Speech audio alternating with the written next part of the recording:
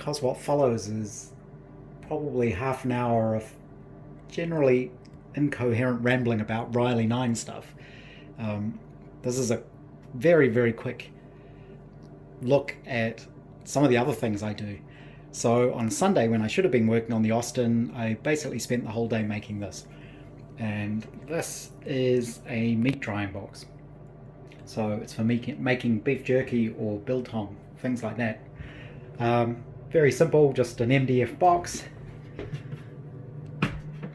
And it has at the bottom a light bulb and an electric fan.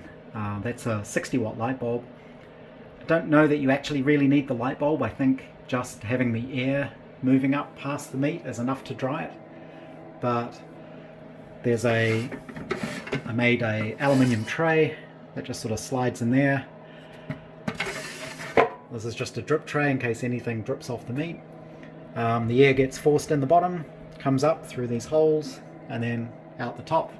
And there's just a sort of seal around the door. And you just basically put the meat in there for however long it takes, 3 or 4 days, and it dries it out. So, like I say, I don't always work on the car or on Enigma machines or things like that. Every so often I get these other little weird projects that I do. This is one of them. The cloud chamber, which I haven't filmed yet, is another one. Every so often I just need very short projects as distractions. And this is one of those, and it just happens to make nice stuff to eat. Was hoping to have an update on the Austin 7. I obviously have one guard done and the filler piece made, and I was hoping to get on to the second one to go in here, but I ended up getting distracted. And I ended up distracted back on the Riley. And the thing I got distracted on was the torque tube here. And this is all a fairly long story. So I think in the last film I showed how the crankshaft I had is cracked. So it's the crankshaft down there. That has a crack in it, which means I can't use it. I could get a known good second-hand crankshaft and rods. Somebody did offer me a set, and that is definitely a way I could go, but I'd always feel a little bit uneasy, I think, having an old crank in there, because these things were made in the 1930s, so they're all fairly old, and eventually it might crack again. So I've decided to go ahead and get the expensive modern crank and rods to go with it. The modern rods use shell bearings instead of white metal bearings, which make things a little bit easier in the future. Actually uses the same shell bearings as in the MGB there, which is kind of interesting. So because I'm ordering the crank and the rods, I decided to go ahead and order a whole lot of other bits and pieces I need as well, because they were all coming from the same place. I started building up a list of the parts I needed. So one of the things I had to determine was exactly which block I had. And this gets a little bit complicated with Rileys. So the Riley 9, they're known by their model types, so the body styles. There are Falcons and Kestrels and various other types of car. But the cars themselves are known by what mark they are. So sort of Mark 1, Mark 2, Mark 3, Mark 4, and so on. And the parts between them change between the different marks as the cars got more mature, and they made changes to them over time. So I had to figure out exactly which block I have. And it turns out what I have is a Mark 5 block, which is a little bit unfortunate because it's kind of an in-between block. So the Mark 1 to 4 cars were fairly standard across that range. The Mark 5 was kind of an odd thing in the middle, and then it went Mark 6 to Mark 9. So I was lucky that various people in forums and people I know, I was able to send them photographs of my block, and work out exactly what I have. And this is a Mark V block. The reason this matters is because all the parts that go on the front here vary depending on the mark of the car. And that's where I was starting to get quite confused about what I have and which bits I need and which bits go together. One of the issues with these older cars, these pre-war cars, the Riley especially, and to some extent the Austin 7, is they made them for quite a long time, and there's no one simple manual that explains how they all work. So they actually made the MGB for a very long time, 62 through to 80. And luckily for the MGB, for example, there's the Haynes manual. And that shows you how everything goes together with photographs, all the different parts, very good description of how everything fits, what all the parts are, what all the torque settings are. Everything you need to know is in this book. There are other manuals as well, so between them all you've got all the information. The problem with these pre-war cars is we don't have those same sort of manuals, and a lot of the information is basically stored in people's heads or in old club bulletins or newsletters, little technical reports people have done. So it's really hard finding all that information. And we're kind of lucky these days that a lot of that stuff is online and it's a lot easier to communicate with people. So I'm able to send people photographs and they're able to help me figure out what I've got, what I need, what I'm missing, how to modify things so I can actually progress this car. So the new crank will fit in this block. I believe I need to make a couple of little notches, I think, in here to actually get it through into there, just because the design of the crank is a little bit different. And I will need to have the rear bearing here modified. That one I'm still figuring out, but I believe it will involve machining this out a little bit bigger,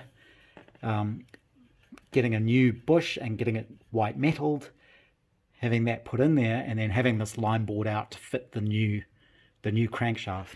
I can't do any of that until the new crankshaft arrives. That'll take care of the back end. I also have to figure out if the taper on the new crankshaft matches the taper on the flywheel and clutch. That may need a little bit more machining. So obviously this is the flywheel and clutch partially assembled. It's very heavy. The flywheel is held on with a taper here and a woodruff key, and then there's a nut that goes on the end, and it's done up to some huge figure, 500 and something foot-pounds, I think. So that's really tight.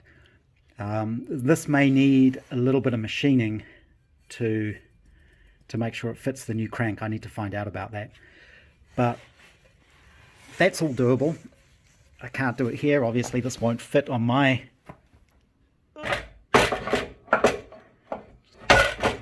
try to put things back so that they don't fall off or they don't rattle around if we have an earthquake, but that's all doable.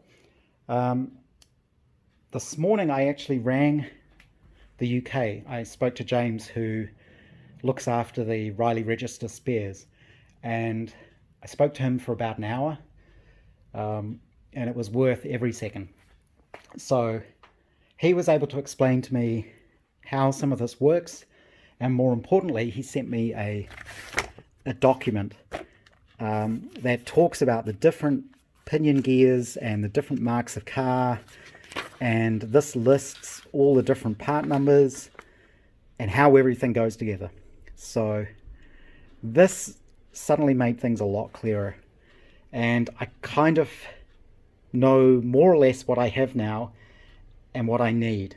So as I was saying, this is a Mark V engine. I do have the correct Mark V timing case and cover, because these are different, and this is where the document from James really helps, because you can see here it's upside down, but these have numbers cast onto them saying exactly what the part numbers are. So I'm able to match those up to the numbers here. And so I know that's correct. For example, I have another timing case cover here, which is a slightly different number. This is from a Mark 1 to 4 car. And you can see they are slightly different. And for someone like me who isn't experienced in this sort of stuff, it would be really easy to get the wrong parts and muddle them up. So this is from a Mark 1 to 4 car. This one is for the Mark 5, and I believe there's a different one for the Mark 6 to 9s. So this is all correct. I think previously I went through the pinion gears and the intermediate gears, and I wasn't sure what was happening there. So it turns out this is the intermediate gear from a Mark 1 to 4 car with the eccentric there on it. This I can't use. So basically there are 3 sets of timing gear. The Mark 1 to 4 had fairly narrow gears. The Mark 5, the sort of midway point, they increased the width of the gears, and reading through that document, it seems they added a little bit of width to the back of the gears. That was only for those Mark 5 cars. I have a Mark 5 intermediate wheel here, and it's actually in pretty good condition, so I can use that. Although I was looking at it today and I realized it has actually been repaired. You can see it looks like a chunk must have broken off there, and that's been built up with bronze by the looks of it. I imagine that is probably fine. I'll have to ask some of the experts whether or not that's going to be usable. So that is the correct intermediate gear, and if we lay them side by side, you can see the it's a bit hard, but you can see the difference in width. The crankshaft has there are different arrangements on the end of the crankshaft. So the crankshaft I have here,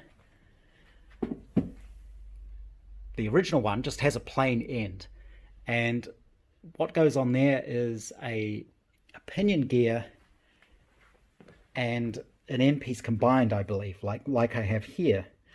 These are actually the pinion gears from the Mark 6 onward cars, because you can see these are wider again.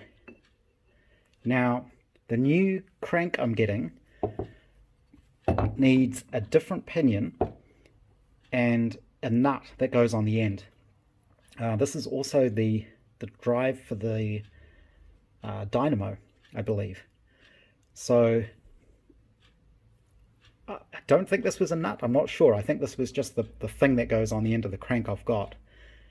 But apparently what I could do is, you can buy new gears, but I think I can probably modify one of these by cutting it down and having it ground flat, and then this is held on with a key, and then I can get a new pinion nut, which is a left-hand thread, I believe, which will look like this, which will go on the end of the new crank. So that takes care of the crank gear side. And the intermediate here was missing its eccentric shaft, and that could have been tricky to find because you can't buy those new. So I ended up having another good rummage around through the boxes of parts I've got, and luckily I came up with it. So this is the eccentric, which this will be a push fit into there, I hope, and this is what then fits. It'll be that way around onto there, and this eccentric is what drives the oil pump. And again, this is where there are differences between the different marks of engine. So I do have an oil pump here. I'm not sure exactly what type this is, or if this is correct. It doesn't seem to have any casting numbers on it. The oil pump bolts to the block down there, and on this eccentric run these little arms. You can see on this Mark 1 version that it's sort of captive on there. So there are two different lengths of these. I've got 6 of them. These two I'm not sure what they are because they don't have casting marks on them. But I have one set here, which, if we look at the number 9E365, and I can match it up to the chart, which, oh, I thought it was on here somewhere. What does this one say? It can be a little bit hard to read. 8E12, which is here, 8E12. So, oh, here we go, 9E365. So I can see that these are the ones to go on a Mark 1 engine and a Mark 5 engine. And these longer ones would go on a Mark 6. And I'm not sure exactly what's different. I think maybe these plungers are different. But I do have enough pieces here now, hopefully, to get the intermediate gear and the oil pump working. One of my contacts in the local car club can actually refurbish these and uprate them a bit, so I'll get him to do that for me. And the only other thing I need to figure out is, with this Mark 5 intermediate gear, will that work with the Mark 1 to 4 cam gear, which is what I have here. So this fits onto the end of the camshaft, and if we check,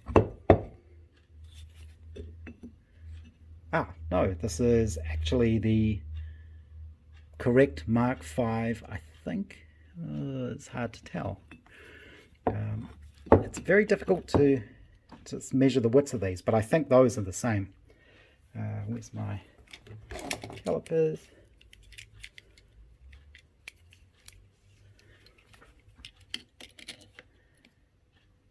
So that's 7/8.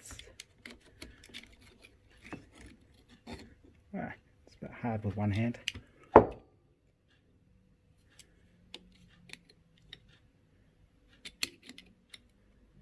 And that's also 7/8. So that's a good bit of news. It seems I do have the correct cam gear, intermediate gear, and I can sort out the right pinion gear. So these will need a bit of a cleanup, but that's that bit sorted, which is good. The other thing I was looking at is, as I mentioned before, I'm ordering all these parts and I need to make sure I get the correct parts.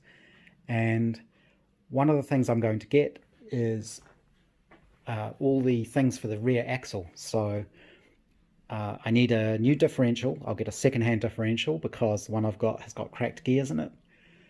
And I need new half shafts because the ones I had were 2 different sizes, and one of them had actually looks like it had snapped off and then been welded back into the hub, brazed back in, which isn't good. So they're available new, so I'm going to get a new set of those, new seals to go on the end, new bearings, and a correct ratio crown wheel and pinion. So the crown wheel and pinion also come in different varieties. There's the earlier sort and then a later kind, and it depends on what torque tube I'm using. I did do a film about the torque tubes and the range of different torque tubes I've got, because I've got 5 or 6 of them back in November, I think it was. So this is the one I decided to go with because this was in the best condition and seemed most complete. And this has been sitting in the molasses tank since last November, so that's about 8 or 9 months. And it really did the trick in cleaning this thing up. So to figure out what sort I had to pull it out of the tank. And since I had it out of the tank, I gave it a hose off. One problem with molasses is, well, a couple of problems. One, it's very slow, so it takes months to do the rust removal. it works really well, and it won't attack most other metals. It only really attacks the rust. The other problem is it smells really bad. So the tank itself isn't too bad because that's outside and it's up in the corner of the garden. But if you get the stuff on you, it's really hard to get rid of the smell. It's a bit like in the film Labyrinth with the bog of eternal stench. Once you get that molasses smell on you, it can take a few days to go away, once, even with you scrubbing yourself and using lots of soap and stuff. The smell just lingers. But anyway, I pulled it out of the tank and I started wire brushing it just to see how well it would come up.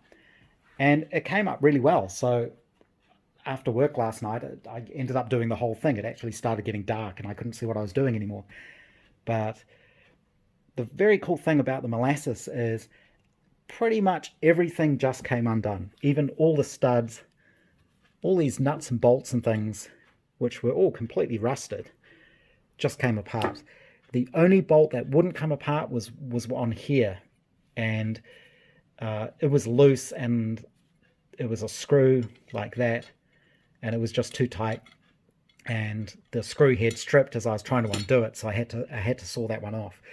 These little brackets go around the torque tube, and it's what the brake rods or cables run through. So I stripped this down. The old bearings are completely knackered in there, but I do need these adjuster parts. This all came apart, so I need to get the old bearings out. I'll try pushing those out. I have had them soaking in Richard's mouse milk for a long time, but hopefully that helps a bit. There is one trick I've heard of to get outer races of bearings like this out if they're stuck, and that is you can remove the center part of the bearing, sort of pop it out, and then if you use the MIG welder and run a bead of weld on the inside of that outer race, the combination of the heat and the shrinkage from the weld should pop that ring out. I've always wanted to try that, so I may give that a go. But those should clean up nicely. These are the little brackets that hold them on. So this is how you get your adjustment in the diff. This is all threaded, so these rotate, which is why there are these little holes there. You can see here I have got two pinions, and they're different sizes.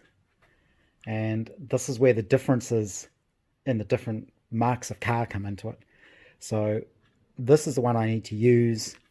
This should theoretically fit up in there, which is also threaded, and that's how you adjust the mesh of the pinion. You turn this, which is, I'm going to do this without it falling down. That's what this little hole gives you access to, and there's a little cover with a locking pin. And that locking pin, I think, goes into those slots to lock everything in place. So this should come up okay. There's a little bit of padding on it, but this is a solid tube, so that's not really going to matter. For use in the Brooklands, I will need to get this shortened. I'm not sure exactly how that's done, but I'm sure I can figure out how to do that, and the engineer I'm using who specializes in this stuff should be able to do that for me. So the next job will be to take these apart. Apparently there are some bearings in here which are very hard to get, although I'm probably just going to get a new set of bearings because it makes sense to get everything all at once. There's something like 9 bearings involved, I think. This piece here is what's called the muff coupling, and that goes between the pinion gear and the drive shaft. So I do still need to go through my other torque tubes and pull out a drive shaft from one of them. I'm sure I've got a drive shaft there that I can use, which will also have to be shortened, of course. So that'll be the rear axle sorted, hopefully. I still need to clean these bits and pieces up. Like I say, I've got the intermediate gear. Luckily I found the eccentric gear, so that's all good. the other thing worth mentioning is it is very confusing, all these different parts, but there are the parts books available. So these help a bit. I'm obviously going to get them all grubby, but I can just print out more.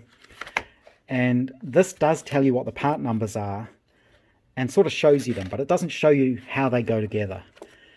And there are different variants of this parts book for the different sorts of car, the different marks of car. So now that I actually know what mark engine I've got, I was able to find the right parts book, which is actually helping a lot. So for example, there's some of the rear axle details. This number 13 is sleeve housing, and you can see here it changed depending on what chassis number was, so they obviously made some slight difference. I've no idea what that is, and I've no idea what one I actually have. I don't think it's got a number on it anywhere. No, that's the wrong one anyway. So is that a number? So these all need to go in the degreasing bath, and then I should be able to clean them up. Apparently these bearings last quite well because the torque tube, the rear axle, it's usually full of oil. Well, there's a lot of oil in there, so these are actually, this one's a little bit gritty, but so it may be possible for me to reuse those bearings, I'm not sure. But with the parts book and knowing what mark of engine I've got, that actually does help a lot. This isn't the correct parts for Brooklands necessarily, because that was a different sort of car, and I don't believe there is a parts book for that. But this is definitely going to help. I'm slowly narrowing down what I've got and what all the parts are and how they all fit together. So I think it's starting to come together a bit. The other thing I did get is what the spring specifications are for Brooklands, and they're quite different to these springs. These are Riley springs, but they're not Brooklands spec springs. So I'm going to have to figure out what I'll do with the springs. One of my contacts is actually sending me some documentation which will hopefully help with how a lot of this stuff goes together. I've just noticed there's is that a number there? Maybe that's what type of block this is. I'm not sure. I'll have to have a closer look at that. But definitely making progress. Cam gear's all there. Still haven't done the steering wheel.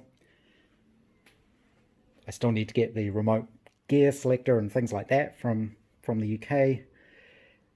The new crank should come with new rods, but I can reuse my existing pistons, which is good. And I've still got all that to clean up.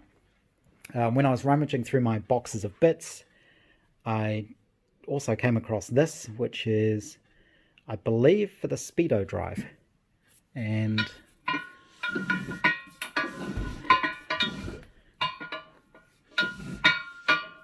that, I'm just very wary of this thing falling off my little welding table here. You can see there's a pin on there, and that fits in there like that somehow. I don't know what actually holds it in place, but I think that's where the speedometer cable attaches to, which is interesting. Yeah, so I'll see what happens next.